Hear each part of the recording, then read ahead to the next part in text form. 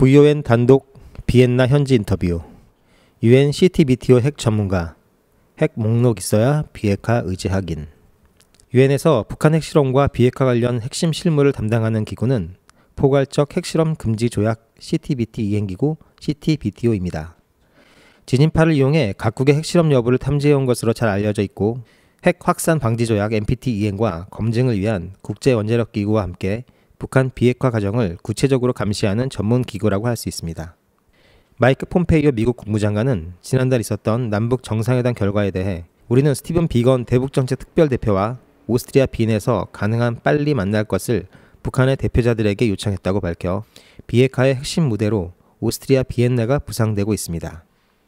비엔나는 뉴욕 제네바와 함께 유엔의 핵심 업무가 진행되는 3대 센터로 꼽힙니다.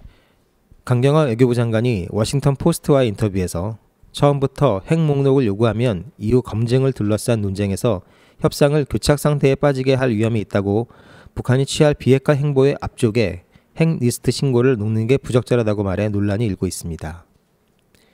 북한 비핵화 절차를 실무적으로 준비하고 있는 CTBTO 전문가의 의견을 들어봤습니다.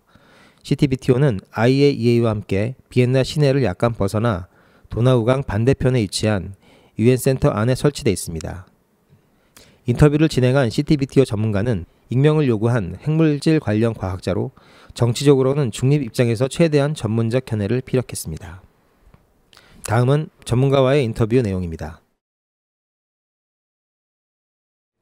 풍계리의 경우는 무의미하다고 봅니다. 핵실험은 한 번 하고 나면 갱도 등의 데미지가 크기 때문에 반복해서 같은 장소에서 잘하지 않습니다.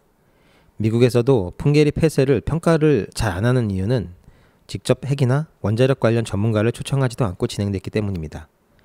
한국 원자력안전기술연구원 같은 데서도 전문가들이 대기를 하고 있었던 것으로 알고 있는데요. 그런데도 아무도 가지 못했습니다.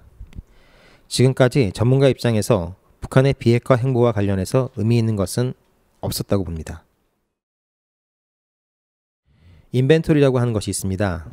미국에서도 추정만 하지 북한의 구체적 핵개발 내용을 모른다고 봐야 합니다. 핵탄두를 만들려면 우라늄 235를 원심분리기를 통해 분리해내야 하는데 여기에 엄청난 전기가 들어갑니다. 이 전기 소유량을 역추산하여 북한의 우라늄 추출량과 핵탄두 개수를 추정하는 방식인데, 북한의 비핵화 의사를 확인하려면 미국에서 과학적으로 추정한 내용과 대조를 하는 과정이 필요한 것입니다. 전기 사용량 등을 통한 추정일 뿐이죠. 북한은 우라늄 매장량이 상당합니다. 한국은 괴산 등에 조금 있긴 한데 분리하지 못합니다.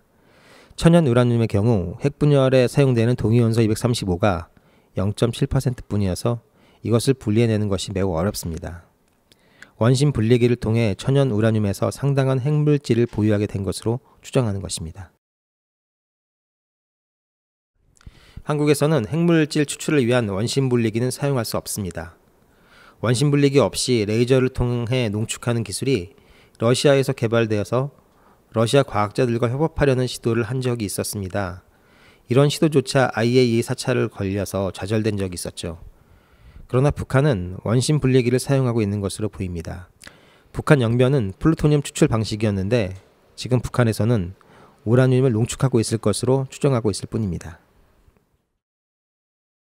CTBTO는 현지 사찰이 안 되는 상황에서 일본에 있는 모니터링 센터에서 방사능을 포착하여 동위원소 비율을 통해 이것이 우라늄인지 플루토늄인지 확인하는 시도를 했습니다. 북한에서는 핵실험 직후에는 시그널이 포착되지 않았고 한 달도 더 지나 방사능이 포착이 되는 바람에 동위원소 비가 의미가 없을 정도로 약하게 나왔습니다. 그래서 우라늄인지 플루토늄인지조차 확인이 어려운 상황인 것이죠. 북한핵에 관한 정보는 미국에서조차 충분하다고 말할 수 없습니다. 정치적인 말이겠지만 과학적으로도 의미 있는 말이라고 봅니다. 가령 가역, 비가역이랑 화학에서 비롯된 말이죠.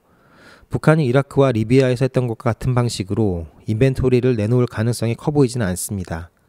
아마도 협상을 계속해 나가면서 점차적으로 해나가려고 시도할 것으로 보는데, 미국 입장에서도 20여 년 전 북한이 경수로 발전으로 대체하면서 비핵화하겠다고 했다가 비밀리에 계속 핵개발을 했던 사실이 있으므로 쉽게 양보는 하지 않을 것으로 봅니다. 북한은 파키스탄에서 핵개발에 도움을 많이 받은 것으로 알려져 있죠. 북한 비핵화를 위해서는 IAEA보다 미국의 역할이 더 중요하다고 보고 있습니다. IAEA와 CTBTO의 역할은 보충적인 것일 뿐입니다. 다만 많은 인력들이 지금 북한 비핵화 과정에 투입될 준비를 하고 있습니다. CTBTO는 전 세계 지진파에 관한 보고를 받아 상황편을 만들고 24시간 워치하고 있습니다. 가령 자연 지진파와 핵실험 지진파는 달라서 지진파 분석을 통해 핵 확산을 막는 것입니다. 포항에서 있었던 지진파에 대해 북한 핵실험 여파가 아닌가라는 의혹을 제기하는 사람도 있었지만 과학적으로는 쉽게 검증이 가능합니다.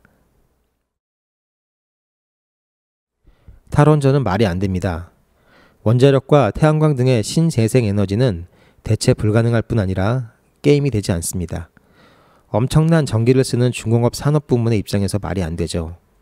독일, 오스트리아 등에서 탈원전을 한다고 하지만 프랑스와 같은 원전 국가에서 에너지를 사들이는 것입니다.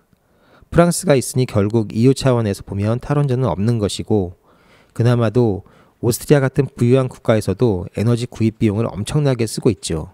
한국은 다만 핵 폐기물 처리와 관련해서 고민이 있을 수밖에 없다는 생각이 듭니다.